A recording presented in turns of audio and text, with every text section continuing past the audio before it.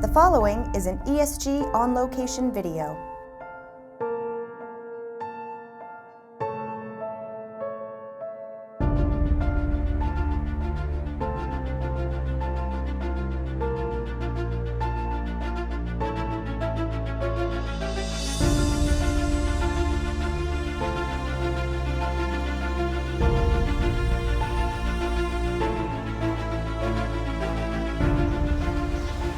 Hi and welcome to NetApp's Analyst Day here once again in Boulder, Colorado. Beautiful sunny day right now, as befits the 25th anniversary of NetApp. A pretty impressive thing that I'm going to write more about in my blog because not many companies make that. Now, I will say the event, and not surprisingly, was kicked off by George Kurian. Extremely feisty. Of course, he has a lot to be pleased about, not just, if you like, the relaunch of the company that we've come here to hear about, but really some pretty impressive numbers for NetApp in the last quarter or so. We heard a lot, and there's too much to go into all the detail, about revamping so much of the company. The brand, which we now see, is data-driven.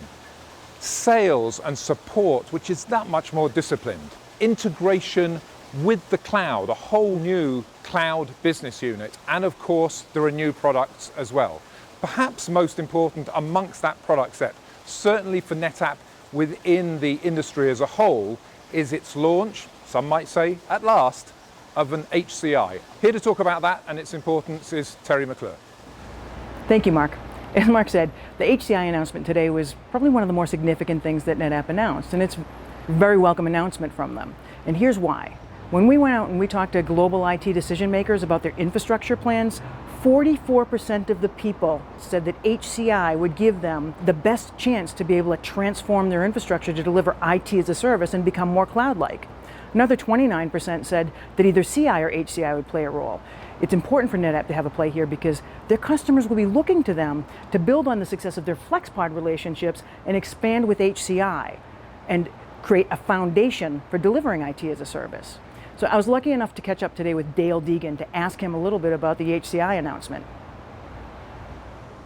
Today we announced NetApp HCI, Enterprise Scale Hyperconverged Solution. And so I'm excited to talk about it because it really up-levels the game of HCI to next generation offerings with guaranteed performance for all workloads, flexible deployment of independent compute and scale, the automated infrastructure capabilities brought out by our API-driven solution, all of that on top of the NetApp Data Fabric, allowing people to really take the value of their data across the entire organization. When we look at the first generation offerings out there, they really filled the gap for small virtualization clusters, made it simple, focused on architectural design points that were focused on that gap.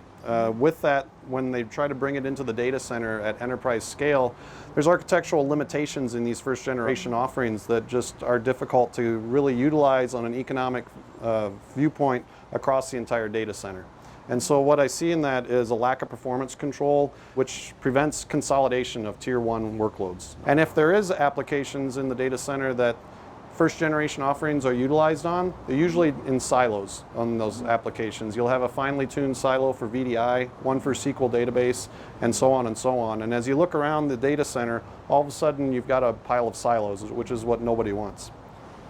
One of our best differentiators for NetApp HCI is bringing in the guaranteed quality of service from the SolidFire storage background that we brought into this solution.